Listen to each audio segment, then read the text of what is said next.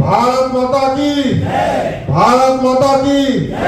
पंडित मदन मोहन मालवीय अमर रहे, पंडित मदन मोहन मालवीय अमर रहे, पंडित मदन मोहन मालवीय अमर रहे, महात्मा गांधी अमर रहे, महात्मा गांधी अमर रहे, पंडित जवाहरलाल नेहरू अमर रहे, पंडित जवाहरलाल नेहरू अमर रहे, नेताजी सुभाष चंद्र बोस अमर रहे। भारत माता की, भारत माता की।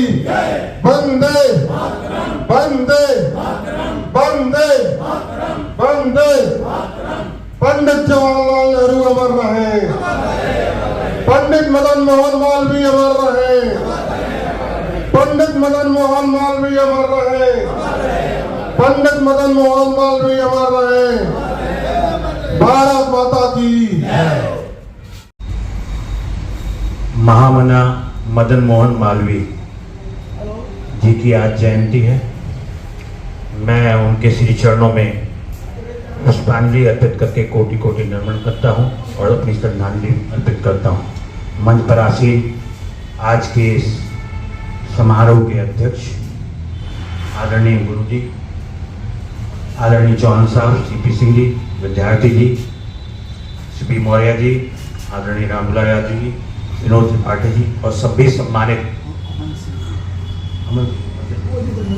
आदरणीय अध्यक्ष जी जो आज की अध्यक्षता कर रहे हैं हमें, और सम्मुख बैठे हुए सभी महानुभावों का वंदन अभिनंदन।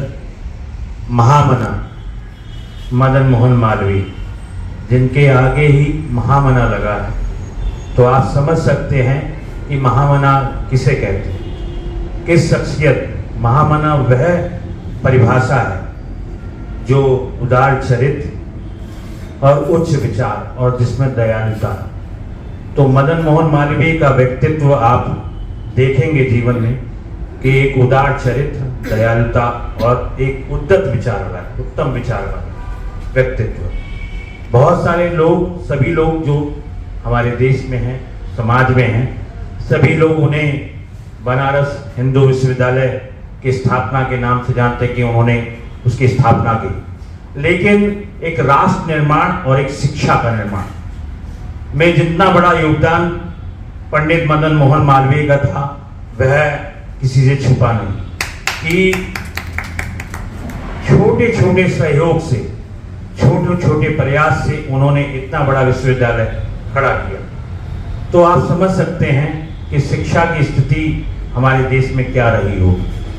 तो जहाँ तक राजनीतिक, सामाजिक और पृष्ठभूमि की बात है कि वो एक अच्छे अधिवक्ता रहे, संपादक रहे, पत्रकार रहे, और जो हिंदुस्तान टाइम्स हम लोग पढ़ते हैं उस अखबार के वो संपादक, उसकी संरचना उन्होंने की, जो आज हिंदुस्तान टाइम्स अखबार हमारे घरों में आता है।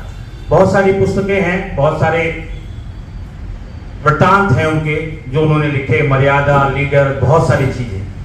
लेकिन जहां तक शिक्षा की बात है, आज आप उठाकर देख लीजिए कि समाज में जो शिक्षा का स्तर होना चाहिए और जो विश्वविद्यालय और विद्यालय होने चाहिए, जिस मुकाम पर उन्होंने परिकल्पना की देश में, वह क्या हम बना पाए हैं? क्या आज वह शिक्षा का स्तर है? आज भारत में बहुत ही बड़ा शिक्षा का ढांचा है। अभी मैं पढ़ रहा था 1.5 मिलियन, 1.5 मिलियन हमारे यहाँ स्कूल है और 260 मिलियन उनमें बच्चा पंजीकृत है, और 751 विश्वविद्यालय और 35,539 हमारे जो कॉलेज हैं। लेकिन इतने बड़े ढांचे के होने के बाद भी आज हम शिक्षा की वो गुणवत्ता हासिल नहीं कर पा रहे हैं जो शिक्षा होनी चाहिए। हम अपने बच्चों को वो शिक्षा नहीं दे पा रहे हैं जो शिक्षा होनी चाहिए। जो कौशल और कुशलता की शिक्षा है वह आज बहुत अछूती है। हम आज वह शिक्षा जो हमारे यहाँ गुरुजन बैठे हुए और यहाँ महान भाव बैठे हैं, जो शिक्षा उन्होंने प्राप्त की, जो आज तक हम इनका वृत्तांत सुनते हैं, लेकिन आज जो आने वाली पीढ़ी है, सिर्फ वो शिक्षा जो है वो सिर्फ एक व्यवहारिकता में, एक जॉब हासिल करने, एक नौकरी हासिल करने के लिए शिक्षा बन गई। जब तक हम लोग शिक्षा के उस मर्म को नहीं समझेंगे, शिक्षा के उस वरदान को नहीं समझेंगे, तब तक हम शिक्षा के साथ न्याय नहीं कर पाएंगे। शिक्षा वह जो है जो समाज को बनाने के लिए और इस राष्ट्र निर्माण के लिए जरूरी है, शिक्षा वह होनी चाहिए। मेरा ये मानना है। मदन मोहन मालवीय जी का इतना बड़ा हमारे लिए देश में योगदान है और आज तक यह चलता आ रहा है कि बहुत सारे विश्वविद्यालय बनते जा रहे हैं, बहुत सारे कॉलेज आपके सामने बनते जा रहे हैं, लेकिन कोई एक ऐसा विद्यालय जो छात्रों के, नौजवानों के चरित्र का निर्माण कर सके, वह विद्यालय नहीं बन पा रहा है कि हम लोग ऐसे विश्वविद्यालय का निर्माण कर पाए जो चरित्र को उजागर करे, उनके चरित्र को बनाए, उनके सीख को बनाए। जैसे उन्होंने एक बात कही थी कि जो गंध है, उन्हें गंध जो है किसी खुशबू की गंध नहीं पसंद है, उन्हें गंध जो थी वो सील की, चरित्र की, धर्म की और इस समाज की गंध उन्हें ज्यादा प्रिय लगती थी। इसलिए मैं आप लोगों से कहना चाहता हूं कि हम लोगों के लिए एक प्रेरणा की बात है। हम लोग महापुरुषों का यहाँ जन्मदिन इसलिए मनाते हैं कि हम उनसे कुछ प्रेरणा सीखें, हम अपने समाज को कुछ दे सकें, हम समाज के लिए कुछ कर सकें, समाज में एक आयाम स्थापित कर सकें कि हम लोग इन जन्मदिन के माध्यम से इस प्रेरणा को, जो उन्होंने प्रेरणा दी कि समाज में किस तरह से हम लोग योगदान दे सकते हैं। बहुत सारे लोग सोचते हैं कि हम क्या करें, लेकिन बात काम करने की, सोचने की नहीं, बात छोटे योगदान की हो, बड़े योगदान की बात नहीं। हम क्या अपने समाज को दे पाए, हम अपने बच्चों का भविष्य कैसे, जो आने वाला भविष्य है, क्योंकि भविष्य जो है वो आने वाले समाज का निर्माण करता है, क्योंकि ये देश कैसे चलेगा, ये समाज कैसे चलेगा और ये हमारा जो समाज है ये कैसे दिशा में जाएगा, वह भविष्य हम कैसे निर्मित कर पाएंगे, उसमें हमारा योगदान कितना होगा, बहुत बात बड़ी जरूरी है। मैं बहुत बहुत आप सभी का धन्यवाद प्रकट करता हूं, आदरणीय हमारे राम दुलारी यादव जी का, जो समय समय पर इस माध्यम से कि जन्म तिथि हो, पुण्यतिथि हो, उन्हें याद करते हैं, महापुरुषों को उनके बारे में जानने का मौका मिलता है, बात उनसे सब कुछ सीखने का मौका मिलता है, उनसे प्रेरणा के साथ कुछ पढ़ने का मौका मिलता है। ये हमारे आदर्श हैं, इन आदर्शों को कभी भूलना मत, क्योंकि जो पीढ़ी है आप लोगों के साथ है, यही पीढ़ी आगे जाकर हम लोगों के साथ चलेगी आगे और ये भविष्य का निर्माण करेगी। मैं बहुत बहुत सभी महान भाव का धन्यवाद और आभार प्रकट करता हूँ। बहुत बहुत धन्यवाद। भारत ने मेरे भारत ने दुनिया को तब गिनती आई, तारों की भाषा भारत ने, देता न दशमलव भारत तो यूं चांद पे जाना मुश्किल था, धरती और चांद की दूरी का अंदाजा लगाना मुश्किल था, सभ्यता जहाँ पहले आई, सभ्यता जहाँ पहले आई, पहले जन्मी है जहाँ पे कला, अपना भारत वो भारत है जिसके पीछे संसार चला, संसार चला और आगे बढ़ा, यूं आगे बढ़ा बढ़ता ही गया, भगवान करे और बढ़े, बढ़ता ही रहे, बढ़ता ही रहे, भगवान करे और बढ़े।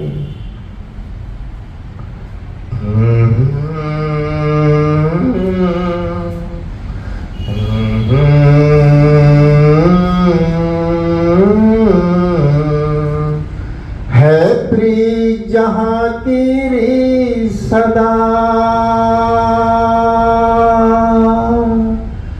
है प्रीत जहाँ की सदा, है प्रिय जहाँ की री सदा, मैं गीत वहाँ के गाता हूँ। भारत का रहने वाला हूँ, भारत की बात सुनाता हूँ। है प्रिय जहाँ की री सदा। ओहो ओहो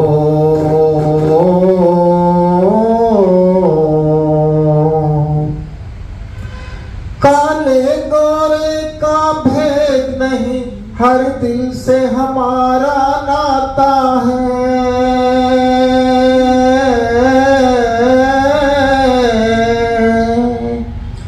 कुछ और नाता हो हमको, हम प्यार निभाना आता है।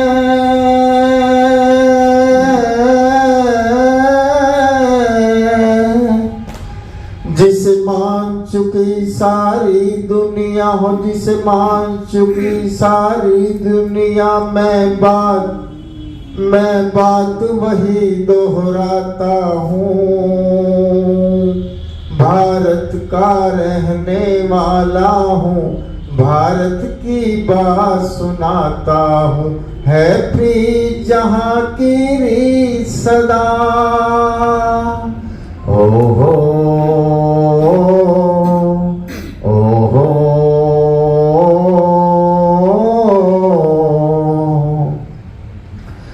जीते हैं किसी ने देश तो क्या, हमने तो दिलों को जीता है।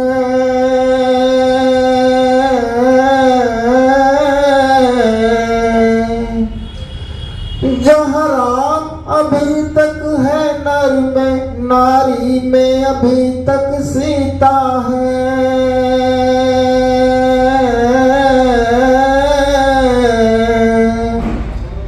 कितने पावन हैं लोग यहाँ, कितने पावन हैं लोग वहाँ। मैं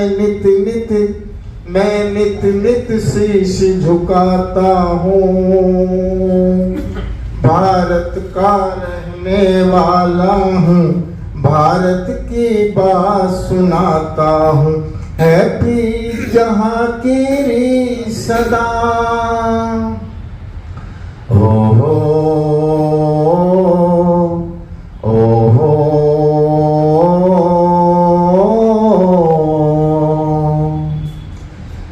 इतनी ममता नदियों को भी जहाँ माता कह के बुलाते हैं।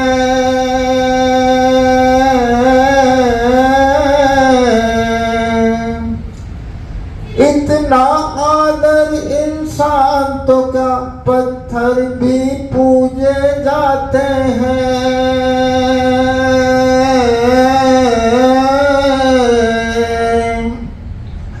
उस धरती पे मैंने जन्म लिया, उस धरती पे मैंने जन्म लिया। ये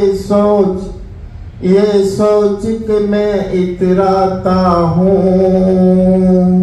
भारत का रहने वाला हूँ, भारत की बात सुनाता हूँ। है प्रिय जहाँ की री सदा। ओहो ओहो ओहो धन्यवाद।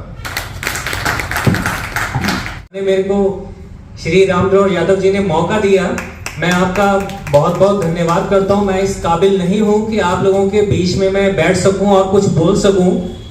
मैं मोस्टली आपको सुनना चाहता हूं। मैंने आपको सुना और आदरणीय डॉक्टर गौड़ साहब, बहुत बार मैं इनको सुन चुका हूं और पता नहीं जब भी इनकी बातों को सुनता हूं तो एक पल भी ध्यान नहीं भटकता। मैं भगवान का नाम लेता हूं तो मेरा ध्यान तब भी भटकता है, लेकिन जब सर बोलते हैं तो पता नहीं ध्यान बिल्कुल नहीं भटकता।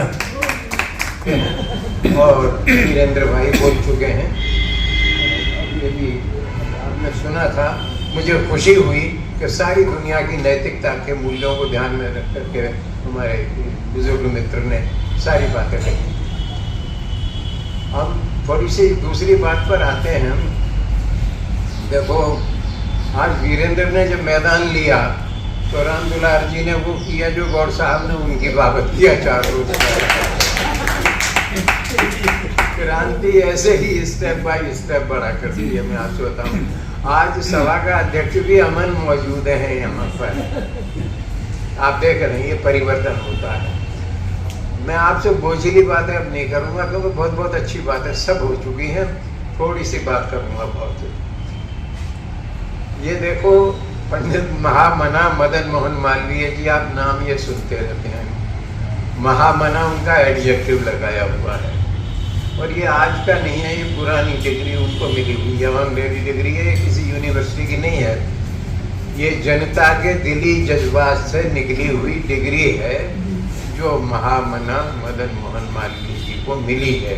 महामना जो तुच्छ मन वाला होगा, जो नीच मन वाला होगा, जो दूसरों की लोट खसोट करने वाला होगा, जो दूसरों को मिसलीड करने वाला होगा, वो आदमी महामना कहा जा सकता है? ये तो कॉमन सेंस की बात है। महामना तो वही होगा जिसके थॉट बड़े होंगे, जो विशाल हृदय होगा। अब थोड़ी दूसरी बात पर आओ, वो ये है, ईमानदारी की बात है। दुनिया के सभी देशों का निर्माण, नया निर्माण गरीबों की औलाद ने किया है। किसी को कुछ कहना हो तो छूट है, वो हमसे सवाल कर सकता है। मेहनतकश लोगों की औलाद ने नई दुनिया का निर्माण किया है। कोलंबस अगर जान पर हथेली रख करके और स्पेन की उससे रानी से मदद ले करके अगर बावले की तरह से 4, 10, 20 सिरफिरों को संग में लेकर समुद्रों की यात्रा पर न निकला होता तो आजकल दुनिया का जो सबसे धनी देश कहलाता है वो आपको अमेरिका मालूम नहीं होता। अगर वास्को डी गामा बागला होकर न निकला होता तो वो हिंदुस्तान नहीं आ पाता, और हिंदुस्तान नहीं आ पाता तो यूरोप की जातियों का, व्यापारियों का आपका मुल्क मंडी नहीं बनता। और ईमानदारी से कहेंगे मेरे दोस्तों, बुरा ना मानना, अगर अंग्रेज जाति यहाँ नहीं आती तो हिंदुस्तान भड़भूजा कर नजर आता है। नमस्कार, प्रणाम। मैं खुशबू तिवारी आप सभी के बीच रूबरू हूँ GNA न्यूज चैनल के माध्यम से। आप सभी इसको देखिए, सुनिए, ढेर सारा प्यार दीजिए और चैनल को सब्सक्राइब करिए। बहुत बहुत धन्यवाद।